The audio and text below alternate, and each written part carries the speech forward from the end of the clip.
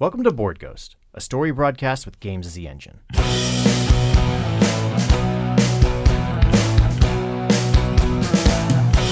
If living is a highway, then heaven is a bus stop.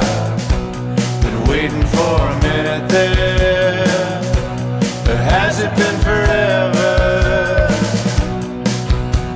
'Cause dying don't agree with me, no. Dying don't agree with me, no.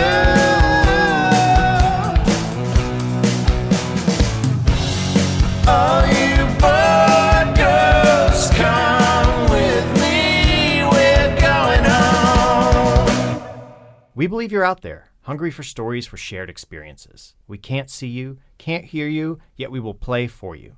This night's offering is Fiasco, the playset Back to the Old House, written by Sean Buckley. If you want to learn more about how Fiasco's played, you can check out our Rules Supplement Primer episode. You can find that on the website, boardghost.com, if there's no follow-up. Our humble players, myself, John Holt, with us. With you as always is Ken. And joining us, a special guest. Lauren Bilanko from 20-Sided Store. Yay. All right, welcome, Lauren. Have you played Fiasco much? I played a ton of Fiasco. All I right. love Fiasco. Really Yeah, cool. we used it in one of our home games. We played several different playsets that were created by our Dungeon Master to build backstory and a past for a campaign that we cool. ended up running in a different system, but it was That's a so great way cool. to do world building Yeah. also. Yeah. So And they are a couple, they're like alt tilts. You can get, like, there's the soft tilts that Yeah. are a little You've kinder. you've Yeah. played that Yeah, before, we right? use the soft tilts when doing backstory building because you don't want Yeah. to kill everybody off. Although Yeah. it is okay if horribly tragic things happen to sort of the NPCs that will end up being in your backstory, which is kind of Didn't one of your characters lose an eye, Lauren? Didn't that happen? lost a tongue, Tongue. Oh, couldn't speak. But he had yeah. extra time. So. brutal. Yeah. As John mentioned, we're playing Back to the Old House. The house has been calling you, John. I'm just gonna get into the sound effects. Yeah, get in there. We love sound effects here. We're all about it. The description for this guy is, it's dead dust breath seeping through splintered doorways, the dark hiss of long forgotten stations, endless nights huddled in the death shed, and tears at bedtime. The house is calling, but you don't pick up. You've tried to forget, to make a fresh start and be something new, but it's all bullshit. Everything that counts for anything went down in that fucking house. Bad things happened, and you were a part of it. You left unfinished business. That's why you need to go back, to finish it, to end it all. You would rather not go back to the old house, but you will. This one has a special rule on it, John. Oh, yeah? Oh, yeah. Stunt dice? At the end of the aftermath, after the dice are gone, players should describe something good that happens in the future at the site where the house once stood. But for now, I guess we should roll dice, right? Yeah, so It we'll sounds like roll our it's the dice time. and generate our grid. Lauren, you're Can I our roll the guest. dice? Can I roll the dice? Yeah, roll them. Yes. All right, so we've generated our grid and our characters. Lauren, who are you? I am Maxine Bilby of Bilby Builders. I have been involved in building this house with an architect for a period of time, has not aged, and but is now starting to age again. Used to be this very sort of suburbanite who would just be very chipper and help families come up with their new homes in this nice suburban cul-de-sac town outside of a big city, sort of an urban sprawl kind of a situation. Now she is feeling much more nervous and on edge these days. Cool. I'm playing Maxine's twin brother, Gus Bilby. I'm sort of the black sheep of the Bilbys, specifically because Gus helped out many years ago when the house was built. He's a carpenter by trade, more down on his luck these days, I'd say. But he still has sort of a large frame, and he still wears like work boots and like jeans and like flannel shirts with the sleeves rolled up. He helped build the house to some degree, and while doing so, realized that the house itself had some connection to occult power. He did it knowingly, was trying to get in touch with something which he was ultimately able to do, though it's driven him slightly insane. So he has really retreated into like sort of being a recluse and a shut-in. Also, he's become obsessed with finding the house again, but the house cannot be found. Apparently, it moves. And the reason it moves is because it's on the back of a demon that moves. He's been able to finally find out through his now sort of infernally inspired visions. He also has very prophetic dreams sometimes, and those dreams he actually shares with his sister through a very mystical relationship that they have where they share dreams occasionally. My relationship to Ken's character, Gus, is his jailer. Yeah. So I'm jailed. I keep him jailed. May not be physically jailed. We're going to kind of sort that out. It may be more of a sort of spiritual, like I got my hooks in him and I'm using him idea. Berthold. So my character is Berthold Scavaellum, which is Latin for lefty. He is a scholar. He is an architect who is fascinated with sacred geometry and the use of construction and angles to bring about power. He doesn't lust for the power himself. It's more of an exercise towards finding and bringing it about. And this house was one of his masterworks, but it got away from him, and now he's trying to find it. He had commissioned Maxine to help him build it, and that's how he came in connection with Gus, but he has lost touch with Maxine as much as he's lost touch with the house, and that's where Berthold Scavaellum is at. Before we get into play, I just want to run through our grid real quick. Okay. Between Lauren and Ken, Maxine and Gus, there is a relationship in dreams. They dream the same dreams. Between Ken and myself, John, there is a relationship of obligation, the jailer and the jailed. And between Lauren and myself, there is a household chores, the architect and builder relationship. And in the center of the table, we have transport, which is clinging to the back of a demon, the need to control dangerous emissions, and a dangerous object, a faulty generator. With that, we'll roll into our story.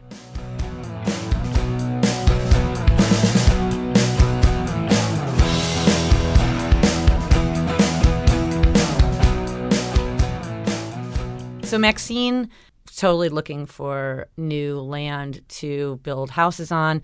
Demand for her houses are getting to be, out of control. And she's heard about Berthold, this renowned architect, and she's just been dying to work with you. So she kind of almost like stalks you. I don't know, where would she find you? I think I'd have an architecture firm. Where are we based, gang?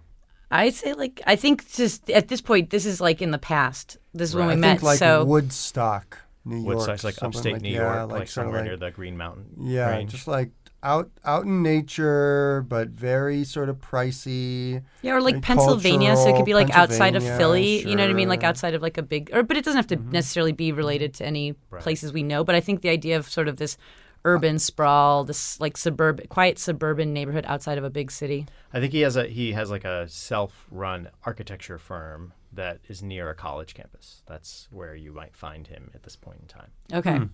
Cool. Yeah, so she waits for your class to end and she knocks on your door. Hello? Hello, this is Maxine from Maxine Bilby Builders. Yeah, that's great. Are you looking to audit my class or? Oh, no. I am Bilby Builders. You haven't heard of me? I build all the houses around here. And I know that you've found some pristine land just a little bit north of here that would be great for my next new cul-de-sac housing. So you're saying you're a contractor? You do building work? Well, yes. Yes, fine homes for fine families. If I showed you some plans, do you think you'd be able to, well, I don't know, this isn't... I'd love to see them. Show them to me. Do you this have is any so exciting. Family? Yes, I have a twin brother, but we haven't spoken in a very long time, not since we were kids. We just don't get along very well. Parents, are they... My parents, yeah, we haven't spoken in a long time either. They sort of died a couple of years ago. Oh, well, I think we can make this work. I think this will be great. Oh, great. Wonderful. I'm so excited. I'm very devoted to my work, and I assure you, Mr. Berthold, that I will not disappoint you. All right. Well, why don't you come back into my office this afternoon? You know what? I'll beg off my classes. Let's head over to my office. I've got some preliminary plans drawn up. You're gonna have to let me know if this is feasible to build. Also, there's some issues with the land. I got a deal from the government on it. Let's just say that they were leaving things there that they didn't quite know how dangerous they were at the time. Dangerous? Yeah, I mean, there were a lot of experiments being done on livestock, and when they were done with the livestock, they would bury them in the ground. And now, unfortunately, the ground is a little hot. I'm not sure what you mean by hot, but I assure you that we can work with situations like that. I don't think that should be too much of a problem. Probably some removal would be good, because that's part of why I was able to get the land cheaply, as long as I removed it. But we'll need to get some suits and some people who are willing to work in certain conditions. Well, yes. I mean, I haven't spoken to my brother Gus in a very long time, but he could probably help us. Yeah, how large a crew do you usually use to work on one of these projects? Oh, very large crews. We've got plenty of people. I mean, I'm sure, clearing out a site is not an issue. We've never really dug up dead animals, per se, so I'd have to look into that. But I don't think this is a problem. Yeah, we may have to discuss keeping it to a pretty tight little unit to get this job done. Well, I've been wanting to work with you for a very long time, and I am sure I've seen that land. I've driven by it many times, and I tell you that it is just perfect. It's right up on that hill. Oh, I'll be able to sell tons of houses up there. Is this a good place to have our scene? Yeah, I think I got this. I think I got what I wanted. Let's let Ken figure Oh, that yeah. out. Ken. Do I get this? I think it. I guess you do get what you want. Definitely. I want to work with this architect. You do. All right. So it goes well, or does it? I mean, that's the question, right? Does working with this person go well for you, or well, does it I don't not think, go well for you? I don't think it's. We haven't gotten to the working part yet. I think we landed the deal. We shook hands. I think it goes positively for you. So why don't you take the positive die and tell us what the result is? How does that manifest? Well, then, So I immediately pull out all the paperwork and just don't even think about it and just sort of sign whatever contracts and any kind of little changes you make. I'm just all about it. Cool. Okay. This is going to be very good collaboration. I'm feeling very good about this. Excellent. I'm going to flash forward to as the house is being finished, being built. I'm meeting Maxine there to sort of go through the final once-over of it, basically. We're in the final stages of the house being built? Of the first house, or the whole entire... This house, the house. The one. Maybe the other houses never actually get built. The house. Or is it the last house to get built? I don't know. This is a house getting built. This is... Because I mean, this is the house. It's on the thing. Yeah. This is on the creature, as it were. So we're there out front, and I am going to show you around the house. I'm very nervous as you arrive. I say, it's good. I'm glad you made it. It's been a difficult job with such a small crew, and I haven't. I knew you could do it, Gus. I knew all along that you could do it. It was. The house looks great. Okay, yes. Why don't you give me a tour? Let's. I want to see. All right. See the details here. Sure. I mean, the basement isn't completely finished, so maybe we don't want to go down there just yet. But the rest of the house we can definitely check out. There will be families moving in here. Is that right? Oh yes, yes. I've already got a family lined up, actually. Oh, all I right. mean, why? Did you want the house? I'm happy to sell it to you. No, Your lovely wife no. would love this place. I don't think, no, living in the house, no, would not Okay, be well, the fine. way I've to got go. other buyers. I'm not worried about that. Opening the front door, we go in. It's sort of like there is this glow from all the walls. It seems like they've been just waxed to a high burnish. It's just really, really sparkly and glossy in here. And it's a beautiful day. Yeah. There are birds outside. The sky couldn't be bluer. I mean, this is... Look at the way the sun sparkles on the freshly painted walls. It's almost as if there's some glitter in there. Gorgeous. You know, this work with the crew has just gone really, really well. What is this paint color? I don't think I've ever seen it. You know, I couldn't tell you. I'm not sure exactly what it's called, but the plumbing's working great. The electricity's just on, going good, and he sort of flips on.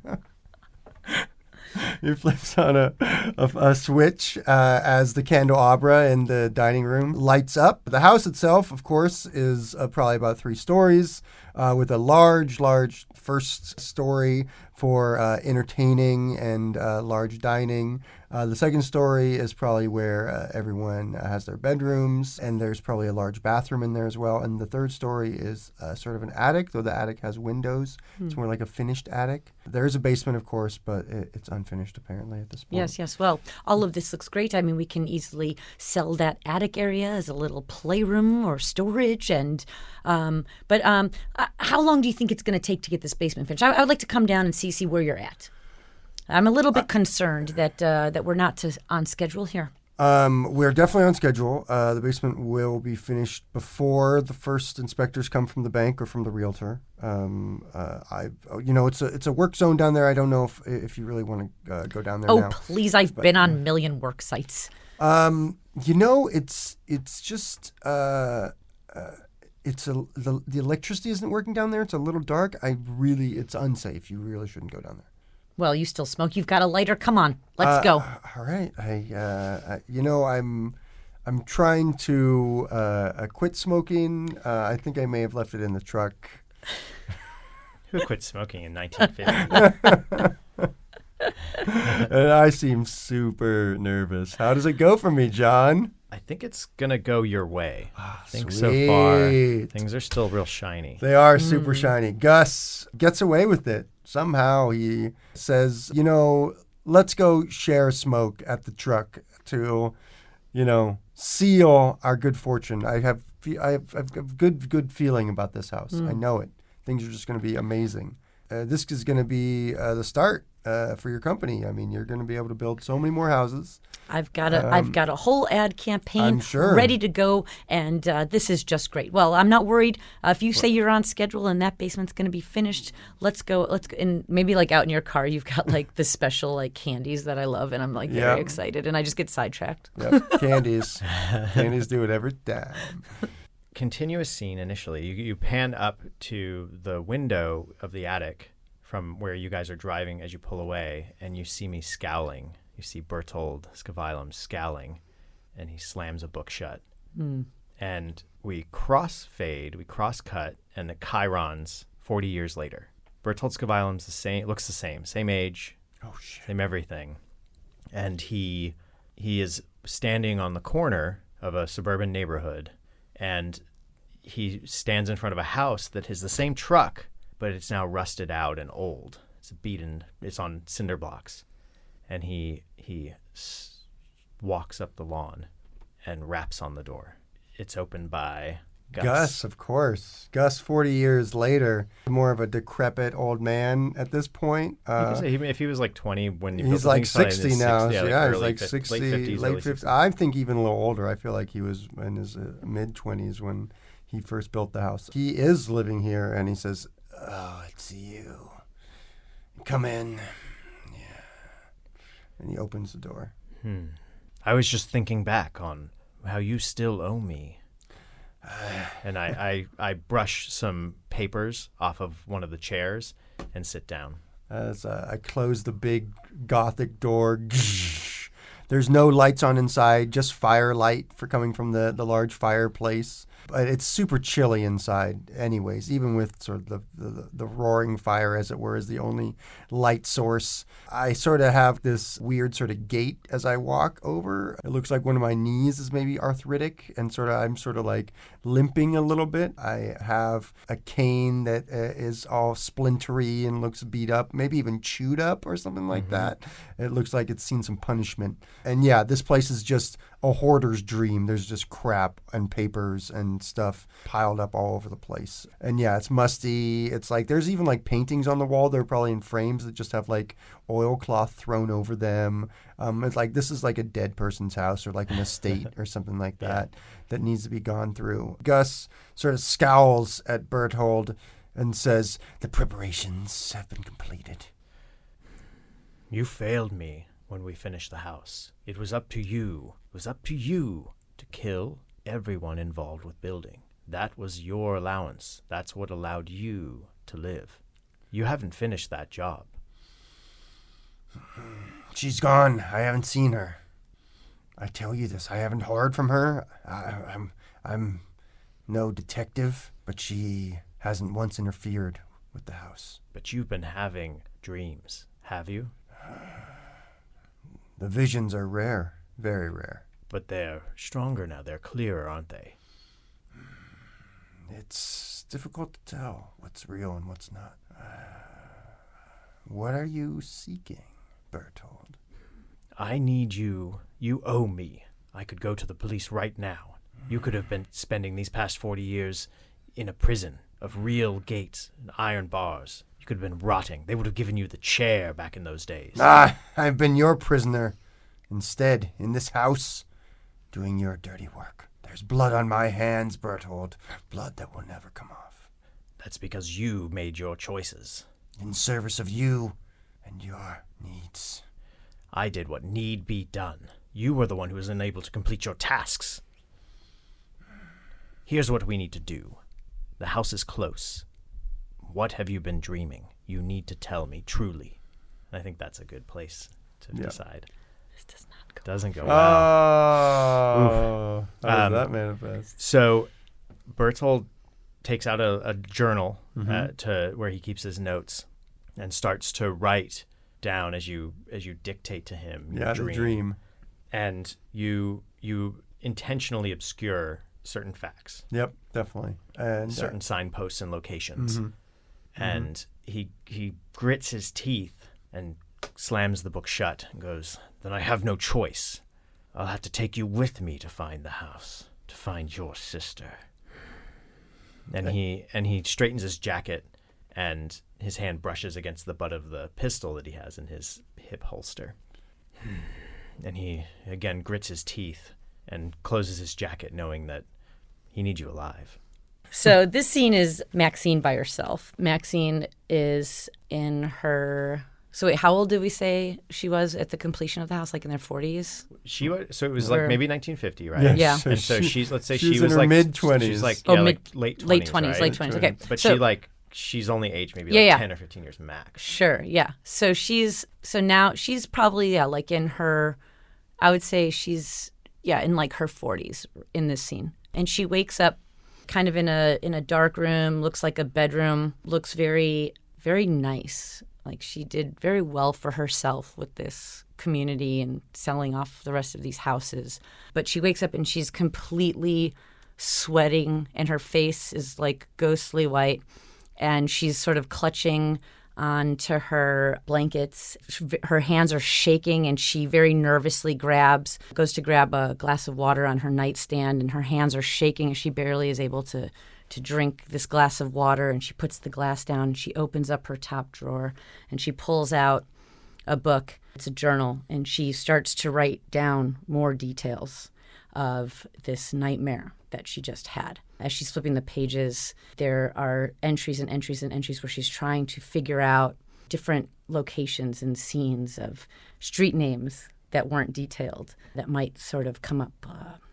Winterfell, winter dark. Dark fell bad. Benevolent Street. And she scratches, don't know yet where I am. Need to figure out what this place is. And there's, kind of like hash marks as to, showing that she should be well into, her 70s or 80s also at this point. She still just looks like she's in her 40s. If this goes well for her, she gets a clue in her dream. If this doesn't go well for her, she doesn't get a clue in her Cool. dream. So she's trying to parse out the info. I what about if we chose that she goes someplace no matter what, but is it the right place or the wrong place? So she's just trying to figure out if she can put a pattern together, if she knows where she is.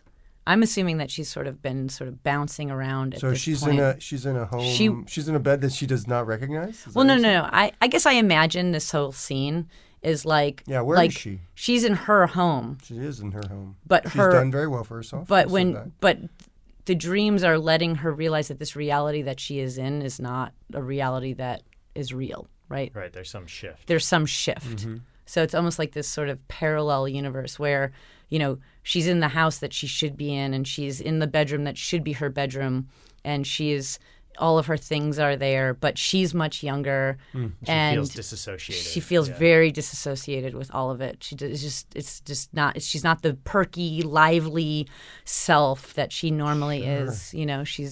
She's living a very sort of lonely, isolated life, yet going through the motions that everything is totally normal. But these dreams that are reoccurring, that she's writing about in her journal. Positive or negative for her? Well, yeah. If the dream's related to the house, I think it's going to be negative. Yeah, I have to agree. I think so too. Yeah, you may still get a clue, badly. But it may not be good to get a clue. You definitely get a clue. I think that's gonna. So how does that manifest? Okay, as she's writing, she's recalling an image in her mind of kind of these flashbacks of sort of like the unfinished basement, and then remembering kind of what it looked like just a little while after when the house was complete. And she remembers seeing just nonchalantly, at the time she didn't remember seeing it, but now in her dream, she sees sort of a little symbol or a rune that seemed to have been carved into the freshly poured concrete. And she didn't think anything of it at the time, and now she's realizing that this symbol has been reoccurring in her dreams. Yes. The camera pulls out from her house like bird's eye. Totally. And she's like, and it's your home, like you've built all the houses around you in the center. Yeah. And as the camera goes to bird's eye, the houses are arrayed in the same symbol. Ooh, I love it. Yeah, and it feels very much like she's in the center of this crazy maze. Yeah. Right? Like, because think about cul-de-sac housing, right? It's just like these like series of like roads that all end up at like literal cul-de-sacs with and there's only one way in and one way out. Yeah. And so from that bird's eye view, you can see sort of the in and out at the north and south end of this town, and every other direction kind of ends in this sort of little round. Yeah. Mm-hmm. And she's built her home right in the center of it. Yeah. Completely unaware. Yeah, totally. That's I love awesome. it. I love it. So what if we did a flashback to the night we lost the house? We start our scene, and I think we might all be in the scene, possibly, but I think it's more of a scene between Berthold and Gus. And we're in the basement that has obviously been arrayed and built to be a place to channel infernal energy. Yeah, and you were making claims that it wasn't finished, but it's all like gorgeous marble and weird patterns and stuff. Yeah, exactly. It's beautiful and totally finished. And that is where the two of us are performing a ritual.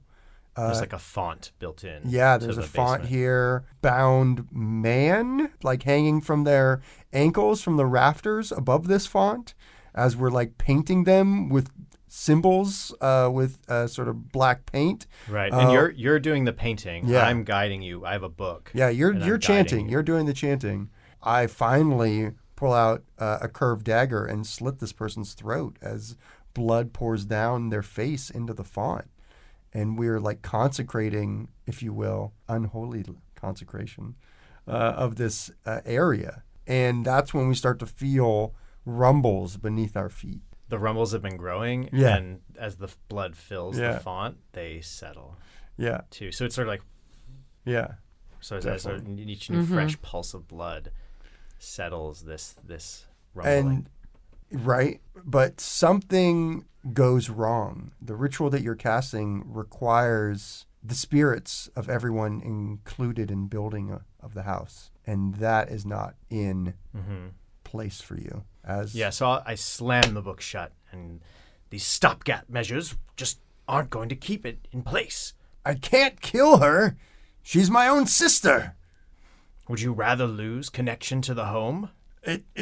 As I feel like everything is sort of rumbling and we're sort of thrown off our feet as I call out, we don't have it under control. The font is splashing blood on the sides. It's like, soon you will have but one choice. I rang your sister earlier. And with that, I sort of tear up to the front door, I guess, as Maxine is Ding pulling dong. up. Yeah, at the front. The house is like shaking and like, I think like light is coming from like the bottom and stuff like that. But the like outside, like where she's knocking, it's fine. Yeah, it's totally fine. Inside, It was inside. You're like weaving, trying to get to the door. It's like a bright sunny walls. day. I pull up in my And station wagon. I yell, get out of here! Is everything okay, Gus? You can see that I'm like in these like weird occult robes. Yeah, I've like opened the door. I'm like peeking in. I'm coming up from the basement. Yeah, exactly. And I think that's a good place to figure out if this goes south or Do north. what you must, Right. I have like the bloody knife in hand. lest you be consumed. Lest we all be consumed. What do you think, Lauren? How does this go for my character? I Positively or feel. negatively? Well, I mean, what does your character want out of this situation? What does my character want out of the situation? That's a really great question. So I think that my character out of this situation wants to obviously not go fully into the shit by sacrificing one of his family members. Because if he had wanted to do that, he would have already done it. Mm-hmm. And so he does not want to do that. He wants to save his family member. So that's what he's trying to do. Okay. So maybe in order to do that, something's going to have to go badly. So it goes badly for me. Okay. Well, I mean, Yeah, that's actually, great. it goes good for you in the sense goes that well for me. that you Get what you are want. able to I get what I want. protect me. Well, yeah. The You're able to protect me, The but- situation goes well for me. You're able to get what you want, but that comes at a cost. Well, yeah. I mean, the situation goes well for me. The house, like, basically explodes in a shaking sort of rage of energy, and we're expelled. Yeah, we're thrown clear. We're thrown clear, and it sort of disappears. Basically, it's sort of like like is as the sucked dust into goes the away, ground. we Yeah, look it's back like- and it's gone. Do it's I gone. disappear with it? No, you're blown clear as well. Okay. My leg is like shattered. My knee is shattered, reflecting the injury I have so many years afterwards. But Berthold isn't found. He's like gone. Yep. So you and I are like laying flat on our backs in the driveway. Yeah, and I sort of look at you and say, I've saved you, but we can never see each other again. And I basically like break off contact with you after that. This is back to, I guess, present day. Okay. We're in the driveway of your house, and you have the old rusted out car, the truck, and you have like a slightly newer truck that's actually Right. on wheels now that's got dust and it's all disgusting and dirty. And as I've waited for you to come out, I've been sketching, just kind of doodling symbols in the window. And as you come closer, I'm like, you're going to drive us. As you come closer, you notice that one of the symbols it's itching you. Yeah. And you want to wipe it out. It's on the driver's side? Yeah. That's where he's kind of just noodling away. Sure. I say, well, let me get behind the wheel then. It's burning behind your eyes. The symbol is just like, if you don't have OCD, but if you did, you'd imagine this is what what the drive is. Yeah, to just definitely. wipe the symbol out, like to smudge it off of the window. Yeah, I think that Gus would like look away. I think he'd like turn his face away from the symbol and right. shut his eyes. He turns away. It's still, he knows it's there. Yeah. Now it's like, his skin is just And he's trying to like itching. get into the car by feel at this point, like trying to get into the driver's seat.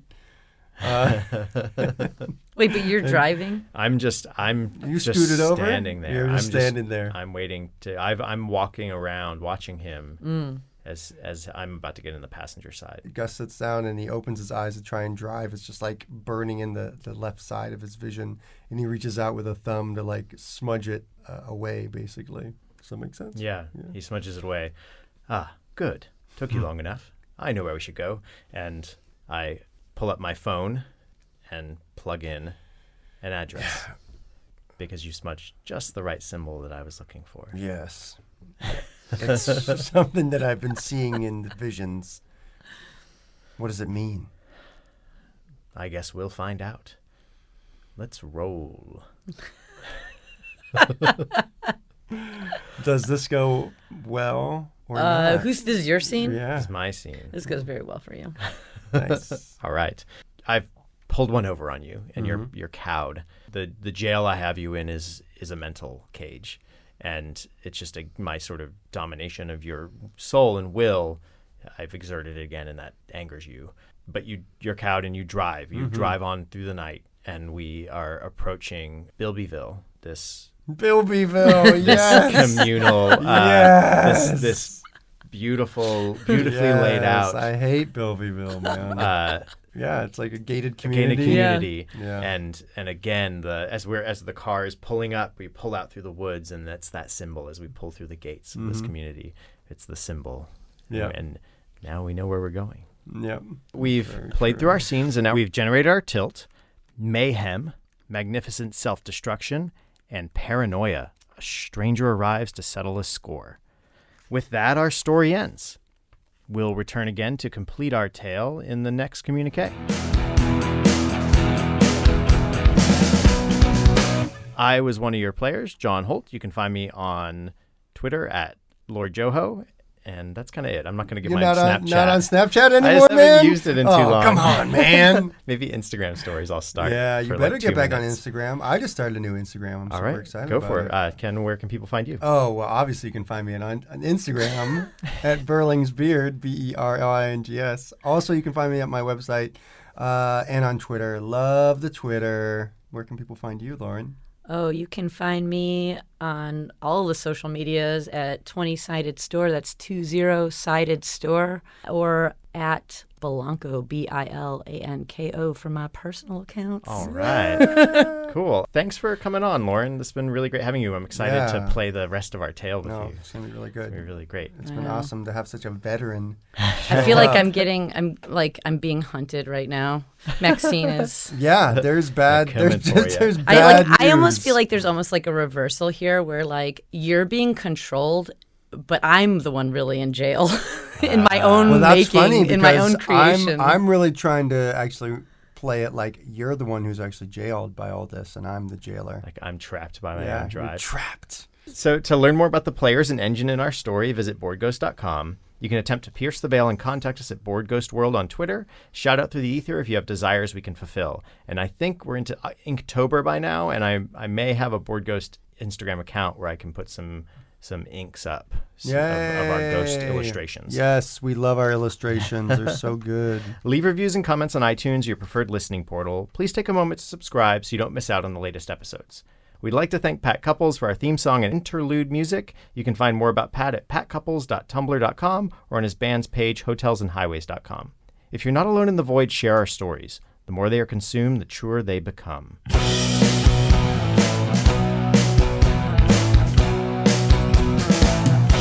If living is a highway, then heaven is a bus stop. Been waiting for a minute there, or has it been forever? 'Cause dying don't agree with me, no. 'Cause dying don't agree with me.